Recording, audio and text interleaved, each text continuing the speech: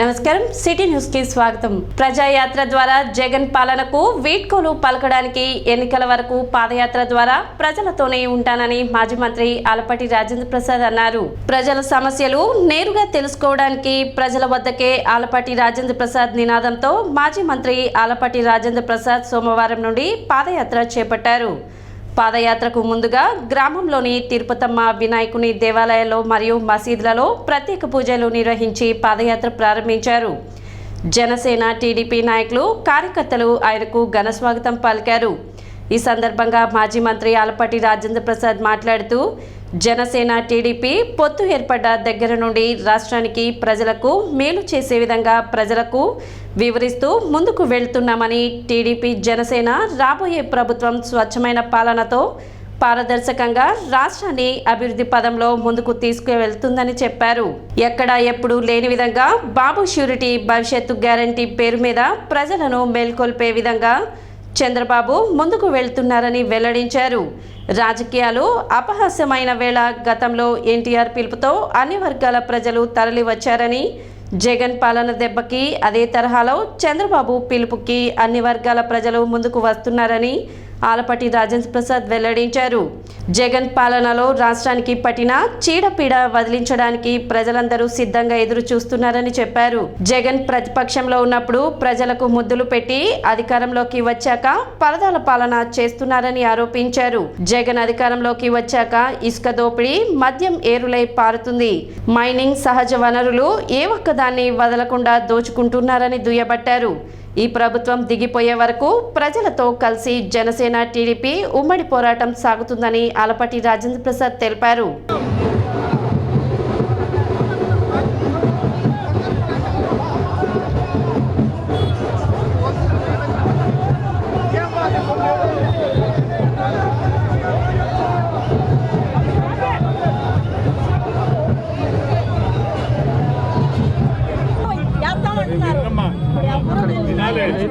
మళ్ళీ నువ్వే సమాధానం చెప్పినట్టు నీ చెప్పినప్పుడు వినాలి కదా. అందుకనే ఇప్పుడు నువ్వు చెప్పావు మెరకు తొలిచా అని చెప్పాడు సర్పంచ్. మరి ఆయనకి ఆయనైతే శాంక్షన్ చేశా అంటున్నాడు. ఎవరు వేయటానికి రావట్లా, మీరందరూ కలిసి వేసుకుంటారంటే ఆయన చేస్తారు. మీరు ఎవరన్నా కలిసి 10 మంది కలిసి చేసుకున్నందుకు ఆయన బిల్లు శాంక్షన్ చేస్తాడు. ఎవరు ఆయన ఏం చెప్తున్నాడు? ఆయన నేను వర్క్ చేసేవాడు కదా, ఆయన తోలిచ్చాడు ఇప్పుడు దాకా 2-3 సార్లు.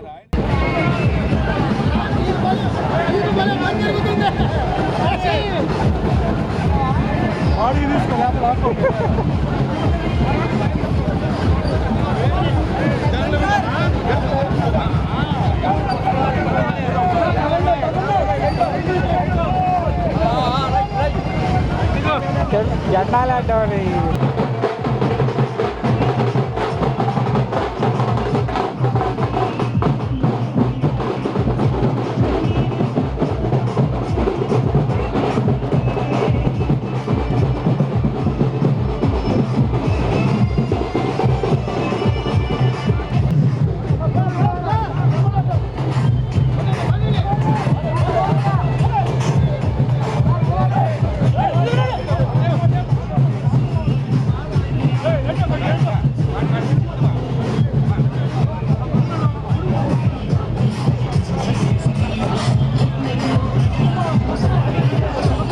बस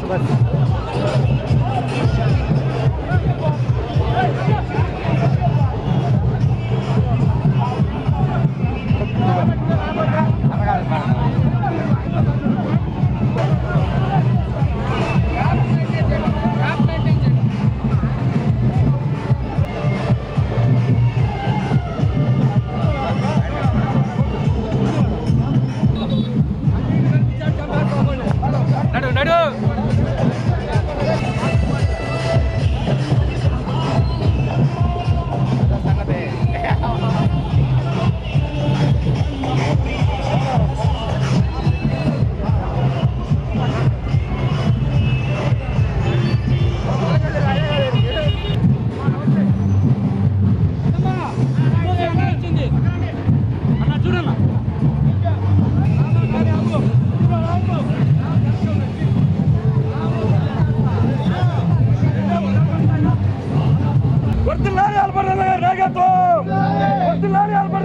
ఈ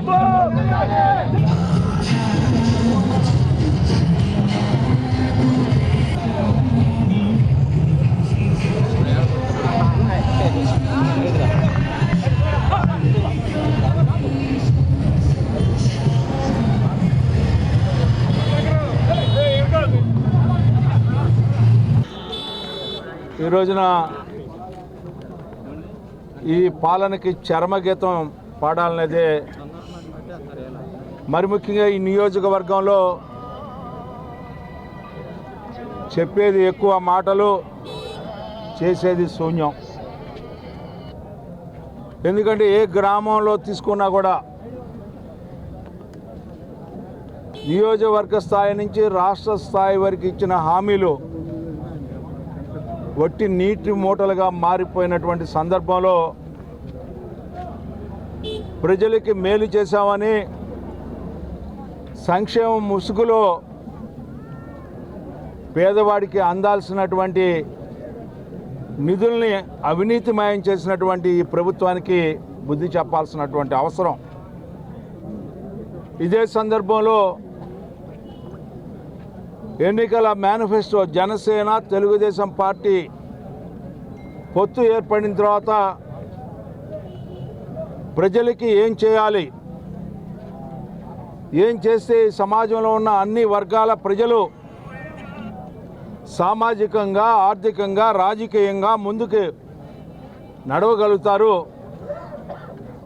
రాజకీయాలంటే అపహాస్యానికి గురయ్యే సందర్భంలో, నాయకులంటే అవినీతికి ఆలవాలం అయిపోయారు అనే భావన ఏర్పడిన సందర్భంలో ఒక స్వచ్ఛమైనటువంటి పాలనని, పారదర్శకతో కూడినటువంటి ప్రభుత్వాన్ని ఏర్పరచడమే కాకుండా వచ్చిన తర్వాత ఏమి చేస్తామనేది ముందుగా చెప్పినటువంటి మేనిఫెస్టోని ఈ రోజున బాబు గారి షూరిటీ భవిష్యత్తుకి గ్యారంటీ అనే భావాన్ని ప్రజల్లో తీసుకునేందుకు రిజిస్టర్ చేయడానికి ఈ రోజున ఒక కార్యక్రమాన్ని తీసుకోవడం జరిగింది. ప్రతి పల్లెకి, గ్రామానికి, ప్రతి ఇంటికి కూడా ఎవరికి ఏది అవసరమో అని చెప్పి, దేనికి లబ్ధిదారులు అని చెప్పి తెలుసుకొని ఆ లబ్ధి పొందేలాగా చేయాలనే ఉద్దేశంతో ఈనాడు ఒక మహత్తరమైనటువంటి కార్యక్రమం. ఈనాడు ఏ రాష్ట్రంలో కానీ, ఏ ప్రభుత్వం కానీ ఎప్పుడు కూడా ఇలాంటి కార్యక్రమాన్ని చేపట్టడం కానీ, దాన్ని ప్రజల్లో తీసుకువెళ్ళటం కానీ జరగలేదు. ఈ రోజున ఈ ప్రజాయాత్ర ద్వారా ఆ కార్యక్రమాన్ని ముందుకు తీసుకెళ్లాలనే ప్రయత్నం. సమాజంలో పట్టిన చీడ, పీడ, అవినీతి వీటిలన్నింటినీ వదిలించుకోవాలనే భావన, అదే భావన ఈ రోజున ప్రజల్లో కలుగుతూ ఉంది.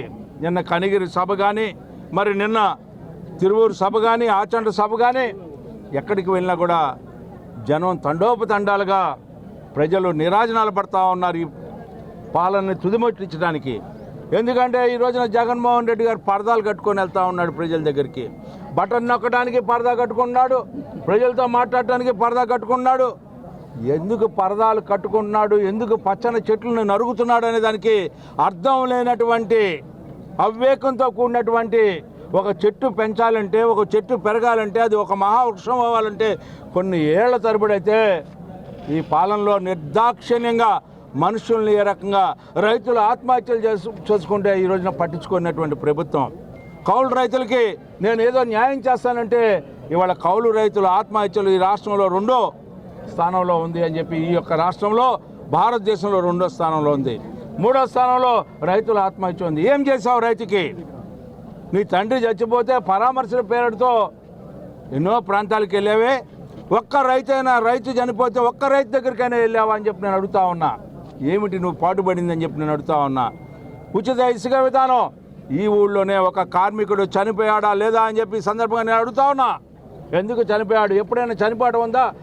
అసంఘటిత కార్మికులు ఆకలి బాధతో పని లేక చనిపోయిన సందర్భం ఎప్పుడైనా ఈ రాష్ట్ర చరిత్రలో ఏ ప్రభుత్వ హయాంలో అయినా ఉందా అని చెప్పి నేను అడుగుతాను. నీ ప్రభుత్వ హయాంలో 8 నెలలు ఎవరైతే భవన నిర్మాణ కార్మికులు, అసంఘటిత కార్మికులకి అనునిత్యం కూడా వృత్తి కల్పించినటువంటి గత ప్రభుత్వాలకి వ్యతిరేకంగా నువ్వు తీసుకున్న నిర్ణయం ఏ రకమైన నిర్ణయం అని చెప్పి నేను అడుగుతా ఉన్నా. అది సహేతుకం అని చెప్పి నేను అడుగుతా ఉన్నా. ఇవాళ ఉచిత ఇసుక విధానాన్ని తీసేసి ఇసుక దోపిడీ చేసుకుంటా ఉన్నావు. మద్యం వరదలై పారుతూ ఉంది. మైనింగ్ అంతా కూడా మట్టిని దోచుకుంటా ఉన్నావు. కనపడ్డ సహజ వనరులన్నింటినీ కూడా దోచుకునే ప్రభుత్వం ఏదైనా ఉందంటే ఈ ప్రభుత్వం. ఇవన్నీ కూడా ప్రజల్లోకి తీసుకెళ్లాలనే బాధ్యత కలిగిన ప్రతిపక్షంగా ఈ రోజున ఈ ప్రజాయాత్ర ద్వారా ఎన్నికల సందర్భంలో ప్రతి ఒక్కరికి కూడా ఈ యొక్క పొత్తు యొక్క ఆంతర్యం, అదేవిధంగా ఈ రెండు పార్టీలు కలిసినటువంటి నేపథ్యం, అదేవిధంగా ఈ రెండు పార్టీలు తీసుకున్న ఉమ్మడి నిర్ణయాలని ప్రజల్లోకి తీసుకెళ్లేదానికే ఈ ప్రజాయాత్ర అని చెప్పి మీకు మనవి చేసుకుంటూ సెలవు తీసుకుంటాం. పట్టణ గంగానమ్మపేటలోని బీసీ సంక్షేమ సంఘ కార్యాలయంలో నూతన సంవత్సర క్యాలెండర్ ఆవిష్కరణ జరిగింది. ఈ కార్యక్రమంలో బీసీ సంక్షేమ సంఘం రాష్ట్ర యోజన ఉపాధ్యక్షులు గుర్రం శ్రీను, రాష్ట్ర జనరల్ సెక్రటరీ హనుమంతరావులు పాల్గొని క్యాలెండర్ను ఆవిష్కరించారు. బీసీల అభివృద్ధికి పాటుపడాలని, అదేవిధంగా జనగణన పూర్తి చేయాలని ఈ సందర్భంగా వారు ప్రభుత్వాన్ని డిమాండ్ చేశారు. కార్యక్రమంలో బీసీ సంక్షేమ సంఘం తెనాలి పట్టణ వర్కింగ్ ప్రెసిడెంట్ వేముల కృష్ణ, జనసేన నాయకులు సోమరావుతు సతీష్, పలువురు బీసీ నాయకులు పాల్గొన్నారు.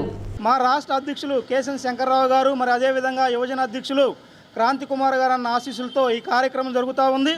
మరి ఈ సందర్భంగా ఆంధ్రప్రదేశ్ రాష్ట్ర ముఖ్యమంత్రి వర్యులు జగన్మోహన్ రెడ్డి గారిని అడుగుతా ఉన్నా, అయ్యా జగన్మోహన్ రెడ్డి గారు, ఈ రాష్ట్రంలో కుల జనగణన ఎందుకు ఈ రకంగా పోస్ట్పోన్ చేసుకుంటూ వెళ్తూ ఉన్నారు?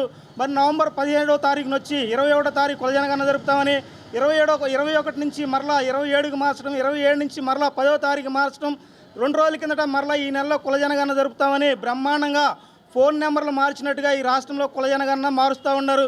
ఇది దేనికి సంకేతం అని అడుగుతా ఉన్నా. ఇది మంచి పద్ధతి కాదనేది కూడా ఈ సందర్భంగా తెలియజేస్తా ఉన్నా. అయ్యా జగన్మోహన్ రెడ్డి గారు, ఇప్పటికైనా ఆంధ్రప్రదేశ్. అందరికీ నమస్కారం. నా పేరు గుర్రం ద్వారకాశ్రీను. ఆంధ్రప్రదేశ్ బీసీ సంక్షేమ సంఘంలో రాష్ట్ర యూత్ ఉపాధ్యక్షులుగా ఉన్నాను. అదేవిధంగా కాంగ్రెస్ పార్టీ రాష్ట్ర ఓబీసీ వైస్ చైర్మన్గా ఉన్నాను. మీ ముందుకు రావడానికి కారణం ఏంటంటే, ఈ రోజున తెనాలి పట్టణం గంగానమ్మపేటలో ఉన్నటువంటి బీసీ సంక్షేమ సంఘం టౌన్ వర్కింగ్ ప్రెసిడెంట్ గారైన వేముల కృష్ణ గారి ఆఫీసులో ఈ రోజున క్యాలెండర్ అనేది ఓపెన్ చేయడం. రాష్ట్రంలో దెబ్బతిన్న రోడ్లకు మరమ్మతులు చేయలేని ముఖ్యమంత్రి 3 రాజధానులు కడతామంటూ మాట్లాడడం హాస్యాస్పదమని జనసేన పార్టీ రాజకీయ వ్యవహారాల కమిటీ చైర్మన్ నాదెండ్ల మనోహర్ అన్నారు. తెనాలి నియోజకవర్గ పరిధిలో ఇతర పార్టీల నుంచి పలువురు నాయకులు జనసేన పార్టీలో చేరారు. వారందరికీ నాదెండ్ల మనోహర్ కండువాలు కప్పి పార్టీలోకి సాదరంగా ఆహ్వానించారు. వాసు, కరాటి వీరయ్య, నాగిశెట్టి సాయి చరణ్, కరేటి వాసు, కరేటి వీరయ్య, నాగిశెట్టి సాయి చరణ్, నన్నపనేని రాంబాబుతో పాటు వాళ్ళ అనుచరులు, కుటుంబ సభ్యులు నాదెండ్ల మనోహర్ సమక్షంలో పార్టీలో చేరారు. అంతకుముందు తెనాలి పట్టణంలోని పార్టీ కార్యాలయం నుంచి పినపాడు వరకు భారీ ర్యాలీ నిర్వహించారు. ఈ సందర్భంగా నిర్వహించిన బహిరంగ సభలో నాదెండ్ల మనోహర్ మాట్లాడుతూ, మెరుగైన పాలన అందిస్తారని జగన్ను నమ్మి ఓట్లు వేసిన ప్రజలను ఈ ప్రభుత్వం తీవ్రంగా మోసగించిందని, ఈ ముఖ్యమంత్రికి బటన్లు నొక్కడం తప్ప అభివృద్ధి చేయడం చేత కాదని, చేస్తున్న ప్రతి పనిలో అవినీతి రాజ్యమేలుతుందని తెలిపారు. వాలంటీర్ వ్యవస్థ, వార్డు సచివాలయ వ్యవస్థ, నాడు నేడు ఇలా ఏది తీసుకున్నా అవినీతేనని, లక్షల కోట్ల ప్రజాధనం దోచుకుంటున్నారని, ప్రభుత్వ అవినీతిపై ప్రశ్నిస్తే దాడులు చేస్తూ దౌర్జన్యాలకు పాల్పడుతున్నారని ఆరోపించారు. తెనాలి చాలా చారిత్రాత్మక పట్టణం. దీనిని ప్రణాళికాబద్ధంగా అభివృద్ధి చేయాలి. పెదరావూరు నుంచి నందివెలుగుకు వెళ్లాల్సిన 4 లైన్ల రహదారి అర్ధాంతరంగా నిలిచిపోయింది. ఆనాడు అధికారంలో ఉన్నప్పుడు 60 కోట్లు ఖర్చు చేస్తాం, తర్వాత వచ్చిన నాయకులు దాన్ని నందివెలుగు వరకు తీసుకువెళ్లలేకపోయారు. కనీసం రోడ్లపై ఉన్న గుంటలు కూడా పూడ్చలేకపోయారని, అధికారంలోకి వచ్చాక మొట్టమొదటి కార్యక్రమంగా పెదరావూరు నందివెలుగు రహదారిని మంగళగిరి వరకు విస్తరిస్తాం. ఐతానగర్, పినపాడులో పార్కులను అభివృద్ధి చేసి ప్రజలకు ఉపయోగపడేలా మారుస్తాం. పినపాడులో రైల్వే ఫ్లైఓవర్ వంతెన నిర్మించి ట్రాఫిక్ సమస్యలకు అడ్డుకట్ట వేస్తామని నాదెండ్ల మనోహర్ తెలిపారు.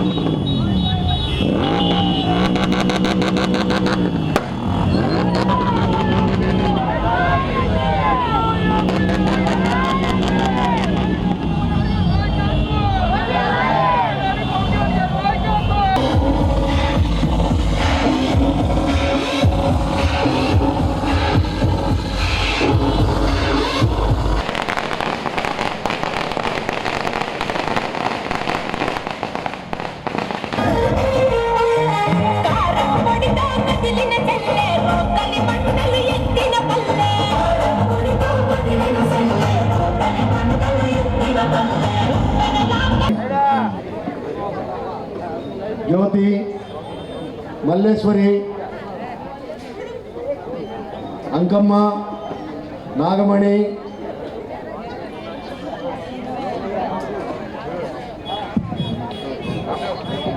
జయనమ్మ, లక్ష్మి, రాశి వీళ్ళందరూ నారాయణరావు గారి సమక్షంలో జనసేన పార్టీలో చేరి ఆయన ద్వారా పార్టీ కండువా పెట్టుకొని నారాయణ మనోహర్ గారి నాయకత్వం వర్ధిల్లాలి. నారాయణ మనోహర్ గారి నాయకత్వం.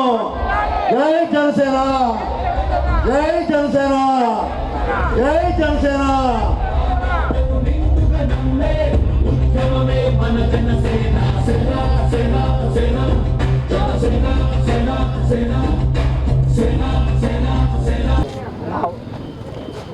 పదవులు మనం తెచ్చుకున్నప్పుడు మన ప్రజల కోసం మనం నిలబడాలి, మన ప్రాంతం కోసం మనం నిలబడాలి.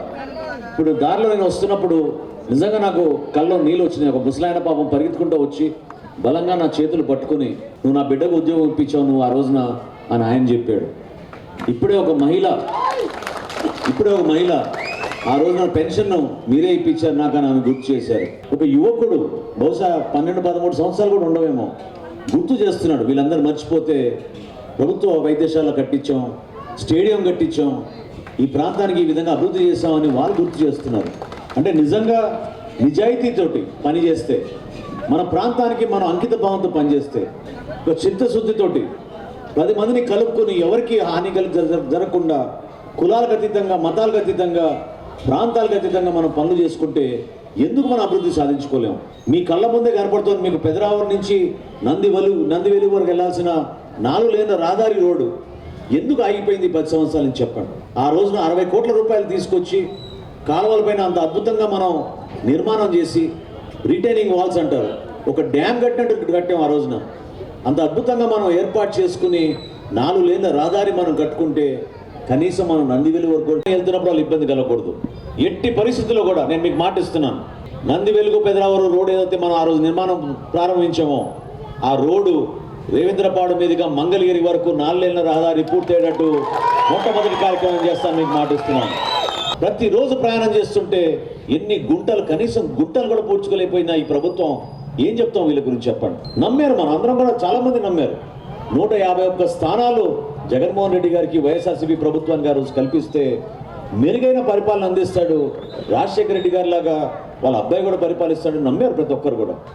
కానీ కేవలం బటన్ నొక్కేశాను అని చెప్పుకుంటూ పోతుంటే స్థానికంగా మనం పడుతున్న ఇబ్బందుల గురించి ఎవరు కూడా మాట్లాడే పరిస్థితి మీకు ఎటువంటి రూపంలో కూడా ఈ ప్రాంతానికి ఎవరైనా వచ్చి అభివృద్ధి చేస్తామనే విషయం ఎవరు కూడా పరిపాలించడం కూడా కాదు, మనకి మన డబ్బుని ఉపయోగించి మనకి ఏ రకంగా ఫెసిలిటీస్ కల్పించాలి అనే దానికి ఏర్పాటు చేసుకున్నటువంటి ఈ ప్రజాస్వామ్య వ్యవస్థలోని ఈ ఎలక్షన్ అనేది మాత్రం ఆ ఓటు విలువ మనం తెలుసుకోకుండా చాలా ఏదో 5 సంవత్సరాలకు ఒకసారి ఓట్లు వచ్చినాయి కాబట్టి వాళ్ళు ఎవరో ఈ టైంలో వస్తారేమో డబ్బులు పంచే బ్యాచ్, ఈ టైంలో ఇంటికి వచ్చేసి ఒక 500-1000 రూపాయలు చేతిలో పెట్టేస్తే రేపు పొద్దున్నే వాళ్ళకి ఓటేస్తే పర్యవసానాలు ఎలా ఉంటున్నాయి అనేది ఒక్కసారి మనం అందరం కూడా ఆలోచించుకోవాలి. అంటే 5 సంవత్సరాలు మనకి వాళ్ళు లెక్క కట్టిస్తున్నది ఎంత, మనకున్నటువంటి ఓటుకి ఎంత విలువ ఉంది, ఎంత పవర్ ఉంది, విలువ కంటే కూడా ఎంత శక్తి ఉంది అనేది ఒకసారి మనమందరం కూడా అనలైజ్ చేసుకోవాలి. ఎందుకు చెప్తున్నానంటే మీ ఓటుకున్న శక్తి ఇప్పుడే వస్తా చూశాను, రోడ్డు అంటే వస్తుంటే అక్కడ ఒక బిల్డింగ్ చూపించారు. ఆ బిల్డింగ్ల పైన ఇప్పుడు మీ ఉన్నటువంటి ప్రస్తుత ఎమ్మెల్యే గారిది ఏదో కేబుల్ నెట్వర్క్ నడుస్తూ ఉంటుందంట. ఒక ఫ్లోర్ ఇచ్చేసారంట ఆయనకంతా. ఆ ఫ్లోర్ ఎట్లా వచ్చింది ఆయనకి? కొనుక్కున్నాడా? మీ అందరూ తెలుసు కదా, కొనుక్కున్నదా అదేమన్నా? అంటే మీ ఓటుకున్నటువంటి శక్తి ఏంటో గమనించాలి మీరు. మీ ఓటుకున్నటువంటి శక్తి ఒక ప్రాంతంలో ఒక కొత్తగా బిల్డింగ్ కడితే ఆ బిల్డింగ్లో ఒక ఫ్లోరు ఎలాంటి రూపాయి ఇవ్వకుండా ఏమీ లేకుండా ఆయనకి ఎందుకు వచ్చేస్తాం? మరి అంత శక్తివంతమైన ఓటుని మనం ఎంత హీనంగా ఆలోచించుకున్నాం, ఎంత హీనంగా ఓటేసేటప్పుడు వేస్తున్నాం ఒకసారి మీరు అందరూ కూడా ఆలోచించండి. సిటీ న్యూస్ ఇంతటితో సమాప్తం. నమస్కారం.